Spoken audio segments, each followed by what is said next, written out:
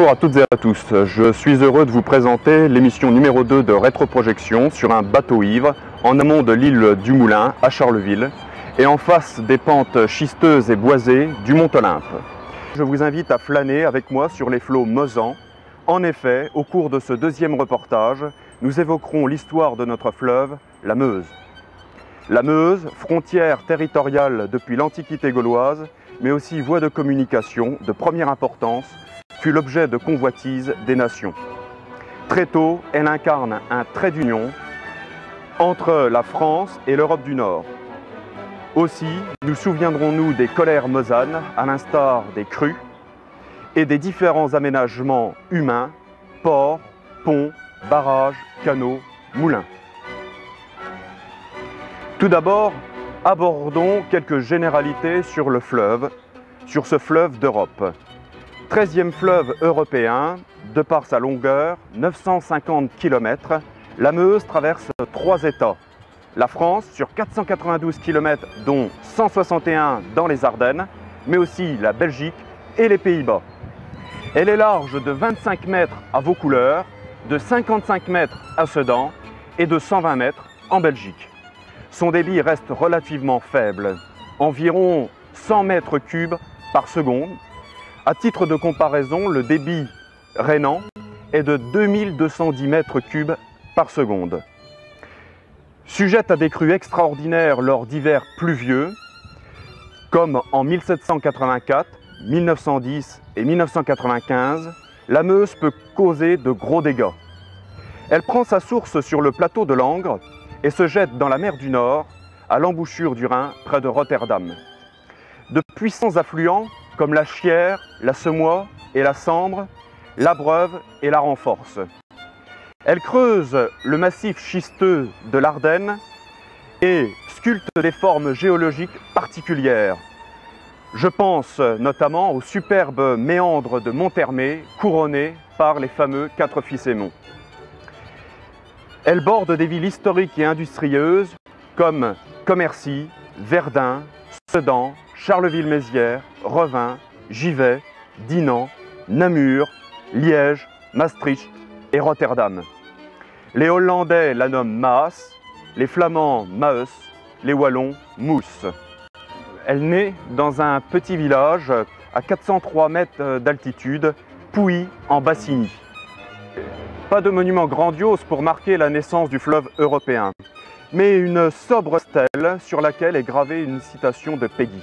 Je cite « Meuse endormeuse et douce à mon enfance, qui demeure au pré où tu coules tout bas ». D'où vient le nom Meuse? D'un petit village près de Pouilly, nommé Meuse? Ou bien de l'étymologie? Meuse provient du latin Meusa, qui vient lui-même du celte mode, signifiant boue, c'est-à-dire le cours d'eau boueux. À 50 km de la source, plus au nord, la Meuse borde la patrie de Jeanne d'Arc, Don Rémy. La Meuse a rencontré tous les défenseurs et grands serviteurs de la France, Jeanne d'Arc à Don Rémy, le maréchal Turenne à Sedan, le chevalier Bayard à Mézières. Longtemps, la Meuse a représenté une frontière entre les nations. Dès l'Antiquité gauloise, la contrée constitue une limite entre 2 ou 3 nations gauloises, les Trévires, les Rèmes et les Éburons. Mais au traité de Verdun, le rôle stratégique de la Meuse devient évident. En effet, en août 843, à Verdun, les 3 petits-fils de l'empereur Charlemagne se partagent l'empire carolingien. Charles Chauve obtient la Francie occidentalis, ou France. Lui, le germanique, gagne la Francie orientalis, ou Germanie. Et au centre, Lothaire obtient la Lotharingie, une sorte d'état tampon entre la Francie occidentalis et la Francie orientalis. 4 cours d'eau, fleuves ou rivières, l'Escaut, la Meuse, la Saône et le Rhône, séparent la France de la Lotharingie. À partir de cette date, à partir de 843, les empereurs du Saint-Empire romain germanique et les comtes de Rethel, vassaux du roi de France, fortifient la vallée. La contrée est une zone de contact, un point de jonction entre la France et la Germanie. Ainsi, un dimanche de carême de l'an 859, Charles le Chauve et son neveu Lothaire II, le fils de Lothaire Ier, se rencontrent au Palais d'Arches, aujourd'hui le quartier de la rue d'Aga à Charleville. Dans les méandres monzans, le nombre de châteaux, forts, redoutes, tours est réellement impressionnant. Énumérons quelques-unes de ces fortifications. Le château d'Effet, ou plutôt le château d'Effet, c'est-à-dire le château battu, édifié au Varidon au IXe siècle. Le château d'Arches du IXe siècle. Le château de Mézières de 812.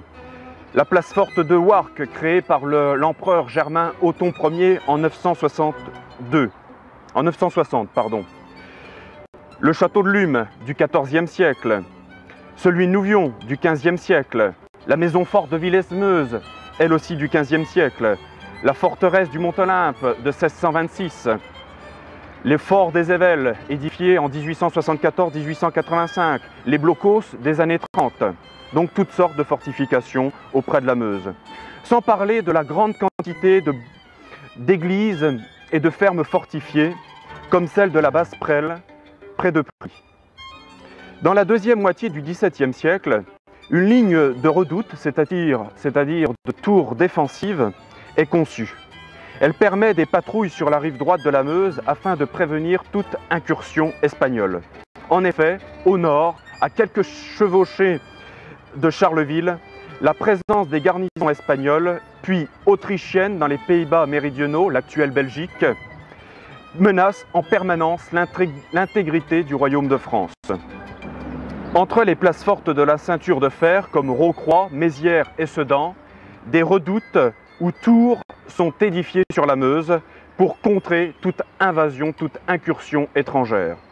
Abraham Faber, gouverneur de Sedan de 1642 à 1682, est chargé de la fortification de la Meuse et de la Chière. Souvenons-nous, il n'y a pas si longtemps, la Meuse revêtait encore un intérêt stratégique, jusqu'au XXe siècle. La dernière bataille de la Grande Guerre se déroule sur les rives du fleuve, les 10 et 11 novembre 1918, à Vrigne-Meuse, à 15 km de Charleville-Mézières.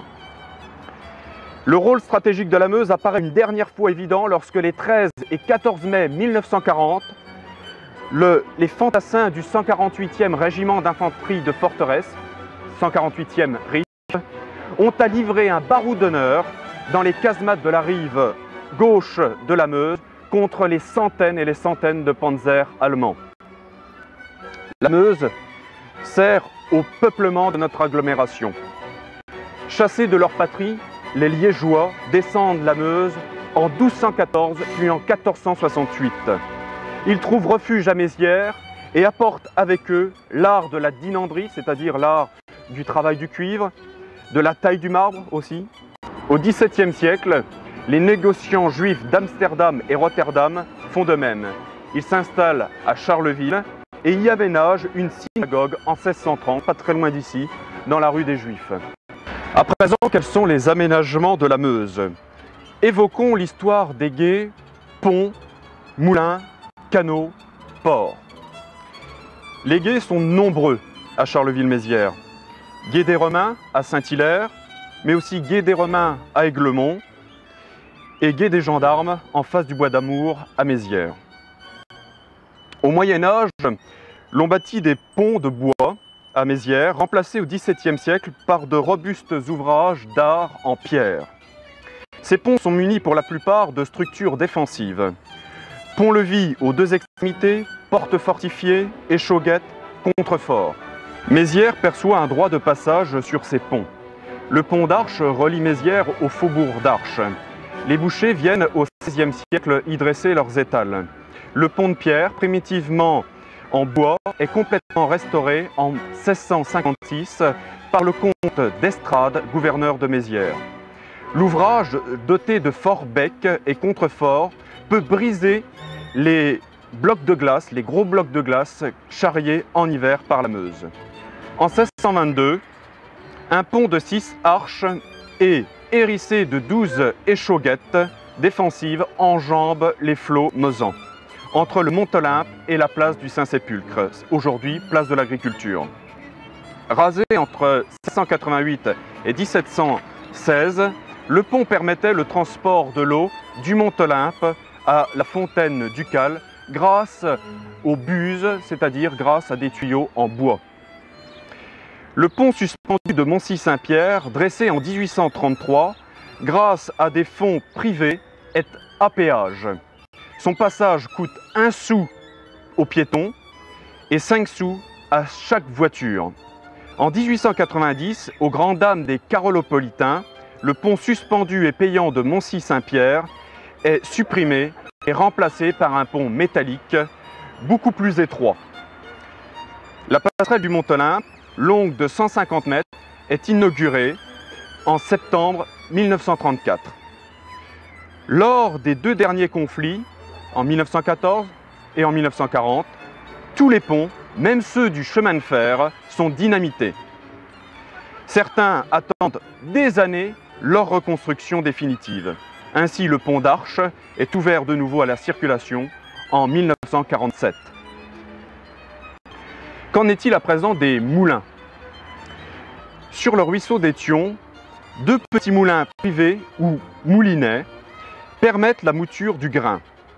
Mais en été, le ruisseau, souvent à sec, les moulinets se voient chômer. Aujourd'hui, la place du Moulinet garde le souvenir de l'un de ces édifices.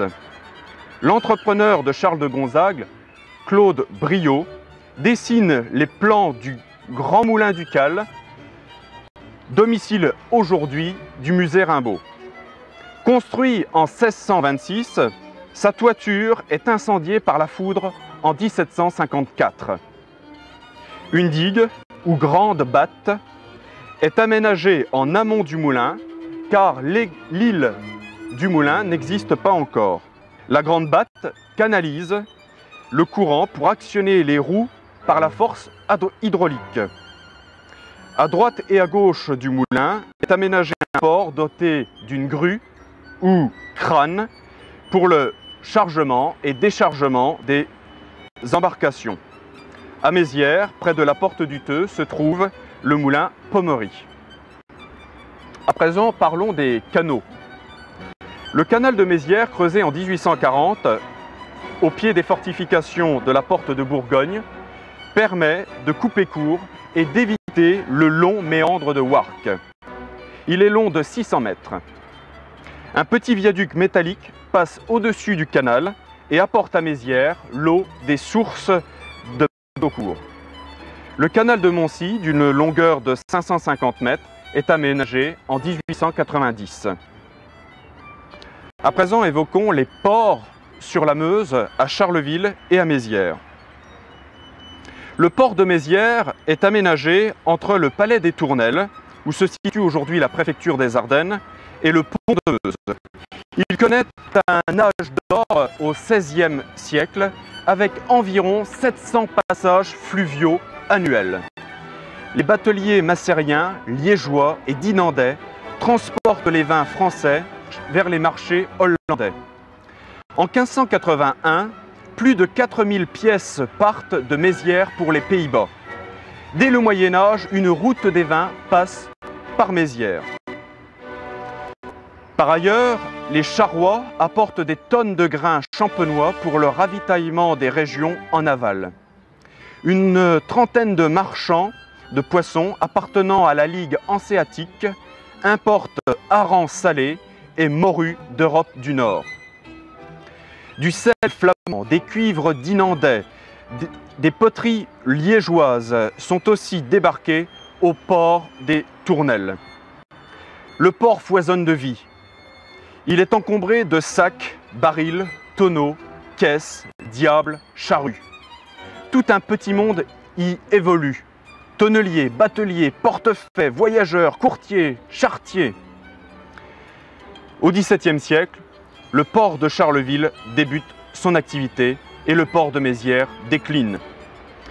Le 30 novembre 1621, le prince Charles de Gonzague ordonne aux bateaux de s'arrêter au port de Charleville durant 24 heures et de présenter leurs marchandises sur le marché. L'arrivée des bateaux est annoncée au son du cor sur la place ducale. Des estacades et escaliers sont aménagés en amont et en aval du moulin, dans le grand et le petit port.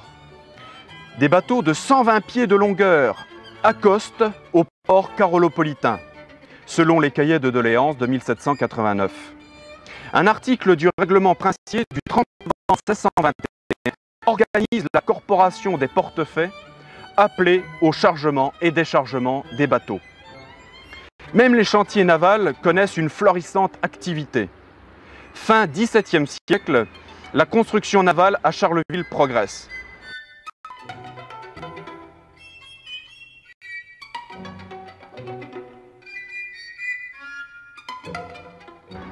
Impressionnante la commande par le roi de 30 bateaux de 115 pieds de longueur et 9 de largeur pour la navigation mosane à Jean d'Entremeuse et Adam Seul, entrepreneur. Le devis se monte à 39 000 livres. Un nom approprié, Jean d'Entremeuse. Un important trafic croît de jour en jour. Charleville devient le point de transbordement des vins, blé, laine. Via Charleville, transite le blé du Rethelois à destination de la région givetoise. Charleville nourrit l'Ardenne. Tandis que les métaux, le marbre, l'ardoise remontent la Meuse vers Charleville. La prospérité du port fluvial donne naissance à de belles demeures, édifiées sur le quai du Moulinet, dans les rues Noël, Hippolytaine et Jean-Baptiste Clément, et habité par de riches propriétaires de bateaux, entrepreneurs, entreposeurs et poulieurs. Hormis le fret des marchandises, la Meuse sert au transport des voyageurs. Un service de voyageurs fonctionne entre Namur et Charleville. Les bateliers liégeois assurent ces transports. De grandes personnalités embarquent à Charleville. Rendez-vous compte, le duc de Longueville, avec son intendance, train, équipage et bagages, est transporté en mars 1645 sur le carotte port de Charleville à Ruremonde, près de la frontière néerlando-germanique. Le duc de Longueville représente le roi au traité de Westphalie, dont les négociations durent depuis 1643. En 1648, le vicomte d'Arpajou s'embarque lui aussi à Charleville pour assister à la signature du traité terminant la guerre de 30 ans. En 1676, c'est au tour de Charles Colbert du Croissy, frère du grand Colbert, accompagné du comte d'Avaux, de venir prendre le bateau à Charleville, afin de participer aux négociations du traité de paix de Nimègue, achevant la guerre de Hollande. Le retour de Colbert du Croissy se fait par la même voie. Il donne lieu à quelques réjouissances carolopolitaines. Des vins et des dragées lui sont offertes. En juin 1717, le tsar Pierre Ier, dit le Grand, Pierre le Grand, en visite en Europe occidentale, décide de prendre les eaux à Spa afin de soigner sa maladie. Il arrive à Charleville dans la soirée du 23 juin 1717 et est escorté par les garnisons de Mézières. La compagnie municipale, c'est-à-dire la municipalité, lui présente ses hommages à la porte de France, puis le conduit à sa résidence, l'hôtel du lieutenant général du bailliage, situé au numéro 6-8 de la rue de Flandre. Seuls 2 officiers et quelques domestiques accompagnent Sa Majesté tsarine. Le 24 juin, à 9 h du matin, Sa Majesté visite la manufacture d'armes. Très intéressée, elle questionne, observe les techniques productives, complimente et invite certains ingénieurs à venir travailler en Russie, à venir œuvrer chez lui en Russie. Puis est présenté au constructeur dont il admire l'originalité architecturale. Enfin, lui est posé de découvrir la manufacture de dentelle, mais il décline l'invitation, prétextant que c'est le domaine réservé de la tsarine. Le 25 juin au matin, il gagne le beau port de Charleville et s'embarque pour Liège, non sans avoir remercié les autorités locales de lui avoir fait apprécier la bonne bière ardennaise. Il monte sur un bateau orné de ses armes, peintes par l'héraldiste local Henri Ponsard. Le convoi se compose de 6 bateaux chargés de transporter le tsar, la cuisine, les domestiques, les ministres et les généraux, ainsi que la chancellerie d'État. Le souverain, véritable ogre, a pris soin de charger sur les nefs, quelques provisions. 70 livres de viande, un chevreuil, 2 lièvres, des pigeons, 83 livres de jambon, 350 écrevisses, 200 œufs, un saumon, 2 truites, 20 livres de beurre, ainsi que des légumes et fruits et 3 pièces de bière. La ville de Charleville supporte la dépense. Une dépense énorme à la somme astronomique pour l'époque de 4327 livres tout droit.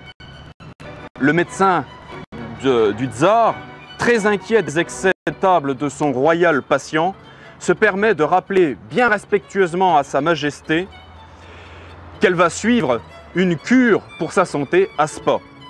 Le tsar cloue le bec au docteur en lui répondant qu'il compte bien mettre les bouchées doubles avant de débarquer. Mais la Meuse ne sert pas qu'au transport des grands. Le petit peuple voyage aussi sur le fleuve.